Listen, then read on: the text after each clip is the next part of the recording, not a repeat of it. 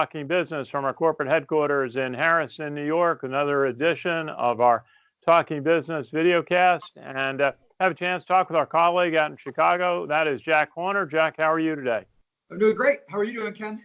Good, good. Almost like spring here in New York. And Jack, I know your topic of the day is measurement and monitoring of social media activity. Something I spent a lot of time on trying to figure out how many impressions, points of engagement that you can generate off of Twitter, Facebook, LinkedIn, any of the major social media platforms, the Instagram, of course.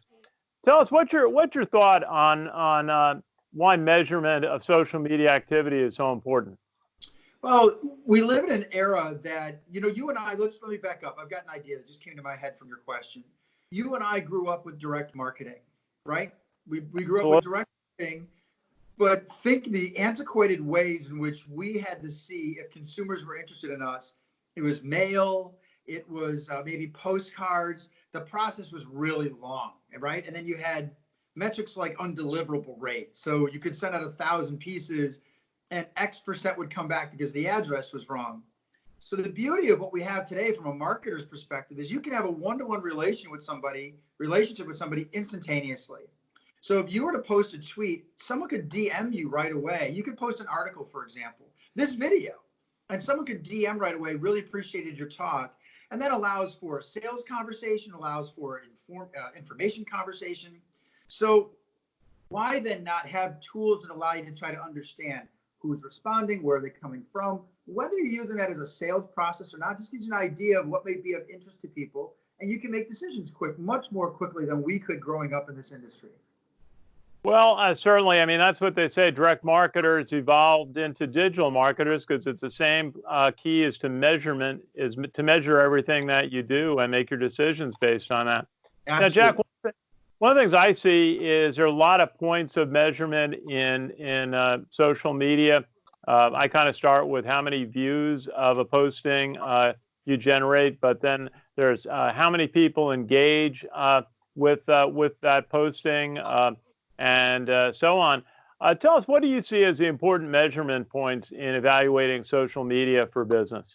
Sure. I would start here by saying it depends on your business, right? That's the first thing. However, there are some common metrics to start to look at. They can be potentially deceiving, and that is likes. We're aware of that people may like stuff, but sometimes people don't even read it. They just click like because that's their habit. We are trying to look at what we call some level of engagement. So they've read it, they've clicked on a link, they've clicked on that link and gone to our site. While they're on our site, they spend some time there. So there's all those tracking mechanisms. And while it may sound like it's a little scary, you've probably experienced this yourself when you've gone on Facebook and you've moments before, say, been looking up a gym shoe or a flight. Next thing you know, you see ads. That's all that same concept. So the measurements that we like to look at are what we try to call an engagement score. It's one thing for people to like us. It's another thing for them to forward our comments. It's another thing for them to click on our links. So what we're working on right now is trying to create a score for that. What makes someone more or less engaged with what we do? And then from there, we can potentially push more content or different types of content depending upon the engagement level. Those are the types of things that we're working on right now. And so what are some of the applications? Obviously, we're working with over 1,000 banks around the country. You have both the large credit card issuers and then also thousands of smaller banks that need to draw people in from their local community, savings and loans, credit unions. And social media presence can be very important for them. But also the large banks that are issuing credit cards, trying to encourage transactions and loyalty. What do you see some of the uses in the bank space for social media monitoring and measurement? Sure. One of the things that we really appreciate about the tools that we use is that it evaluates everything that's taking place in our particular market. So remember, I'm focusing on benefits and how those benefits affect card usage. A bank has a lot more interest than just benefits, right? We live in a niche that is important to us, but the bank's going to be wondering about loans, other types of credit cards they may issue, bank statements, a whole bunch of things. What we found with what we do that we like is that our tool looks at every single way in which the consumer is talking. So there's two ways to look at it, Ken, and I'll try to be succinct. There's a passive way where you're out there reading what's taking place in the marketplace and monitoring conversations simply based upon some keywords that we've gotten really good at understanding. And then there's a more active participation where a bank or even a smaller entity like a credit union could create specific marketing campaigns that they can monitor directly via hashtags or ads. For example, hashtag credit union ABC new card offer, hashtag Cbsi services. And by having direct campaigns built around that, we can see how many people are actually reading, clicking, looking at these types of things. What's more important too with everything I'm talking about is we can do it from news articles to Twitter accounts, LinkedIn, Facebook, and there's some limits to LinkedIn and Facebook, Instagram, etc. What that means then for an entity, say we have a credit union who partners with us right now, and they want to start promoting rideshare. They can take one medium, a video like you and I are talking right now, spread it across multiple channels, Instagram, Facebook, Twitter, etc., and then use a hashtag common to all those or unique to those. Think direct marketing 101, right? You can have an Instagram hashtag, Twitter hashtag, and then our social media monitoring tools will tell us who's engaging in that, who's reading it, who's clicking on it, who's liking it. So those are the types of things that we've got set up right now to help our bank clients. Well, that sounds like a terrific service that you've been leading us on. How does it work? How could a bank try it out to see what the benefit would be for them?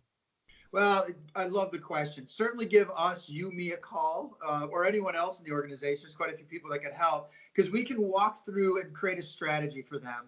At the very outset, what I would like to do is just do an evaluation of what their social media looks like today. So it's one thing to talk about monitoring and analysis because that's the core of what we're talking about here. It's also another thing to see what they're actually doing because some of these banks may not be aggressively using social media. Or social media is a way to engage chat, for example, if people have questions. So first thing we would do is a quick social media evaluation. What are the channels they have available to them?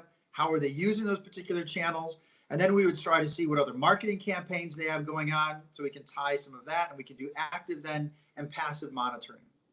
Very good. We got to dig more into this. It's a very important service. I see a lot of applications for organizations because you can't get funding for social media projects unless you can show what the results are and that you're moving the needle.